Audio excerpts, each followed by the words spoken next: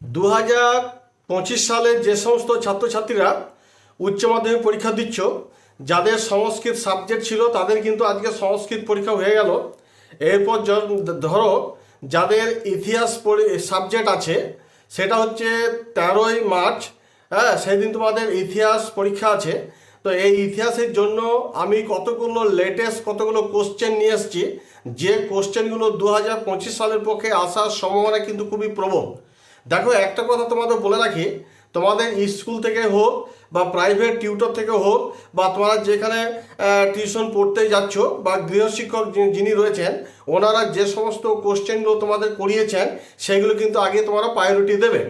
তারপর আমি আজকে যে কোশ্চেনগুলো মানে আমি ব্যক্তিগতভাবে যে কোশ্চেনগুলো খুব ভেরি ইম্পর্ট্যান্ট এবং 2025 সালের পক্ষে আসার সম্ভাবনা প্রবল, সেইগুলো কিন্তু আমি তুলে ধরেছি। যদি এই কোশ্চেনগুলো যদি তোমাদের করা থাকে তাহলে খুব উত্তম কথা, আর যদি না করা থাকে তাহলে কিন্তু অবশ্যই কিন্তু একবার হলো চোখে কিন্তু দেখে যাবে, কারণ এই কোশ্চেনগুলো কিন্তু ভেরি ইম্পর্ট্যান্ট। তো যাই হোক, এই কোশ্চেনগুলো আমি তোমাদের বলে দিচ্ছি কোন কোন, মানে 10টা আমি কোশ্চেন দিচ্ছি। এই 10টা কোশ্চেনের মধ্যে তোমাদের আশা করি এখান থেকে আসা একটা সম্ভাবনা আছে, মানে আসবেই আর কি, এটা বলা যেতে পারে। তো তোমাদের মনে রাখতে হবে যে বিভাগ ক এবং বিভাগ খ, হ্যাঁ, এই দুটো বিভাগ থেকে তোমাদের দুটি 4টি কোশ্চেন লিখতে হয়। আবার ক এবং বিভাগ খ থেকে আবার আরেকটা কোশ্চেন মিলিয়ে মোট 5টা কোশ্চেন লিখতে হয়, অর্থাৎ 5 × 8 = 40। একটা কোশ্চেনে 8 নম্বর করে থাকলে পরে 5টা কোশ্চেন বিভাগ ক এবং খ মিলে, দুটো বিভাগ মিলে মোট 5টা তোমাদের উত্তর লিখতে হয়। তো 40 নম্বরের যে কোশ্চেনগুলো ভেরি ইম্পর্ট্যান্ট, সেই কোশ্চেনগুলো নিয়ে আমি কিন্তু আজকে আলোচনা করছি। একবার হলেও কিন্তু তোমরা পড়ে যাও, দেখে যাও, হ্যাঁ, কারণ এই কোশ্চেনগুলো খুব ইম্পর্ট্যান্ট।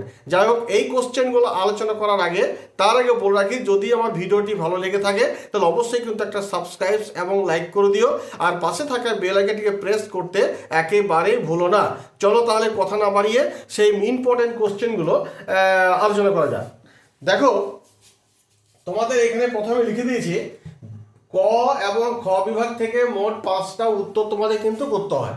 হয়তো বিভাগ ক থেকে তোমাদের 4টে কোশ্চেন থাকবে, তার মধ্যে 2টো লিখতে হবে। বিভাগ খ থেকেও কিন্তু 4টে কোশ্চেন থাকবে, সেইখান থেকেও কিন্তু তোমাদের 2টো লিখতে হয়। তো দুটো 4টে, কিন্তু টোটাল 5টা করতে হবে। তারপরে ক বিভাগ এবং খ বিভাগ মিলে যে কোনো একটা এক্সট্রা করলে পরে তাহলে কি হবে, ক বিভাগ এবং খ বিভাগ থেকে মোট 5টা অ্যান্সার তোমাদের করতে হবে। তো দেখো, এবার এইচএস হিস্ট্রি 2025 ইম্পর্টেন্ট কোশ্চেনগুলো। প্রথম যে কোশ্চেনটি মানে এখানে কি বলবো, 10টা কোশ্চেনই করো, 10টা কোশ্চেনই কিন্তু ভেরি ইম্পর্টেন্ট। আশা করি এখান থেকে পেয়ে যাবে।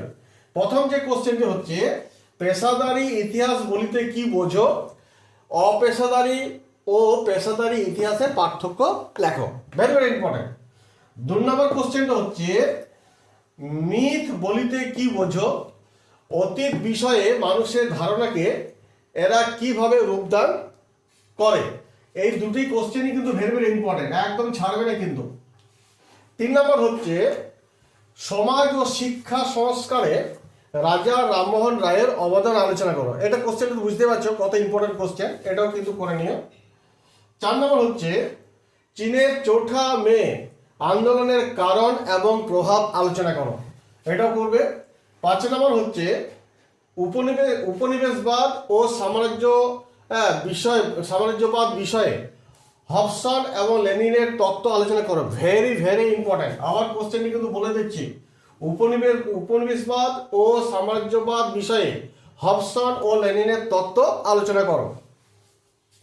6 নম্বর হচ্ছে, মুসলিম সমাজের অগ্রগতিতে সৈয়দ আহমদ খান ও আলিগড় আন্দোলনের ভূমিকা লেখো। এটাও ইম্পর্টেন্ট।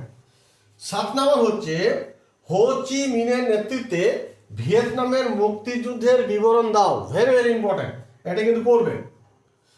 8 নম্বর হচ্ছে, জোট নিরপেক্ষ নীতি কি? জোট নিরপেক্ষ নীতি আন্দোলনের উদ্দেশ্য আলোচনা করো। এটাও ইম্পর্টেন্ট, করে নেবে। 9 নম্বর হচ্ছে, 1942 খ্রিস্টাব্দে ভারত ছাড়ো আন্দোলন সম্পর্কে যা যেন লেখো, একটা নিবন্ধ লেখো। আর 10 নম্বর যে কোশ্চেনটি বলবো, এটা কিন্তু ভেরি ইম্পর্টেন্ট, এই কোশ্চেনটি কিন্তু অবশ্যই করবে। স্বাধীন ভারতে প্রথম 3টি পঞ্চবার্ষিকী পরিকল্পনার লক্ষ্য ও গুরুত্ব আলোচনা করো। তাহলে এই যে 10খানা কোশ্চেন দিলাম, এই 10টা কোশ্চেন যদি তোমাদের করা আছে তাহলে খুব ভালো কথা, কারণ এইখান থেকে আসার সম্ভাবনা প্রবল। আগেই বলেছি, তোমাদের স্কুলের স্যাররা বা গৃহশিক্ষক বা প্রাইভেট টিউশন যেখানে পড়তে যাচ্ছ, ওনারা যে কোশ্চেনগুলো করিয়েছেন সেইগুলো কিন্তু আগে প্রায়োরিটি দাও, কারণ ইতিহাসে তো অনেক কোশ্চেন আছে, তো সেই জন্য তাদের কোশ্চেনগুলো আগে প্রায়োরিটি দাও। ওনারা যদি এই 10টা কোশ্চেনের মধ্যে যদি করিয়েছেন তাহলে বিশেষ করে ভালো করে জোর দাও। আর যদি না করানো থাকে তাহলেও কিন্তু এই 10টা কোশ্চেন একবার চোখে দেখা হলো দেখে যাবে, কারণ এখান থেকে আসার সম্ভাবনা একটা প্রবল আছে। তো যাই হোক, আমি এই বলে ভিডিওটিকে শেষ করব। তার আগে আর বলে রাখি, যদি আমার ভিডিওটি ভালো লেগে থাকে তাহলে অবশ্যই কিন্তু একটা লাইক করে দিও, আর ছাত্রছাত্রীদের মধ্যে অনেক শেয়ার করে দিও যে সমস্ত কোশ্চেনগুলো তোমাদের ইম্পর্টেন্ট বললাম। যাই হোক, এই বলে আমি ভিডিওটি শেষ করলাম। তোমরা সকালে ভালো থাকো, তোমাদের পরীক্ষা ভালো হোক, ঈশ্বর কাছে এই প্রার্থনা করে ভিডিওটি এখানে শেষ করলাম। ধন্যবাদ।